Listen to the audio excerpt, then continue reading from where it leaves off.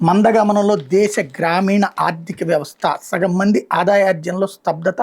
ఆదాయం ఏమాత్రం పెరగలేదన్న 52% గ్రామీణ కుటుంబాలు, అనధికారిక అప్పులతో 23% కుటుంబాల అవస్థలు. మెరుగవుతున్న మౌలిక సదుపాయాలు, నాబార్డు సర్వేలు స్పష్టమైన గ్రామీణ భారత్ ముఖ చిత్రం. దేశవ్యాప్తంగా గ్రామీణ ప్రజల ఆర్థిక పరిస్థితి మందగమనంలో సాగుతోంది. ఆదాయం తగ్గడం, పొదుపులు క్షీణించడం, మూలధన పెట్టుబడులు పడిపోవడం, ఉపాధిపై ప్రజల్లో విశ్వాసం సన్నగిల్లడం వంటి అంశాలు గ్రామాల్లో కనిపిస్తున్నాయి.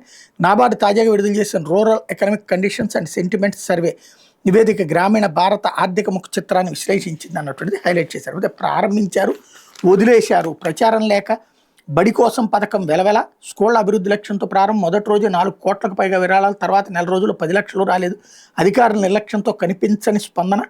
ప్రభుత్వ పాఠశాలల అభివృద్ధికి ప్రభుత్వం ఇటీవల ప్రారంభించిన బడి కోసం పథకం వెలవెలబోతోంది. ప్రచారం చేయడంలో అధికారుల నిర్లక్ష్యం కారణంగా స్పందన రావడం లేదు. ముఖ్యమంత్రి Chandrababu July 24 mega parent teacher సమావేశంలో ఈ పథకాన్ని ప్రారంభించారు. స్కూల్ ఇన్ఫ్రా విభాగం ఇందుకోసం ప్రత్యేకంగా వెబ్సైట్ రూపొందించింది అన్నటువంటి వార్తని హైలైట్ చేశారు. అయితే కీలక బిల్లులపై కేంద్రం పట్టు. ఈ వర్షాకాల సమావేశాలను ఆమోదింపు చేసుకోవాలని యోచన.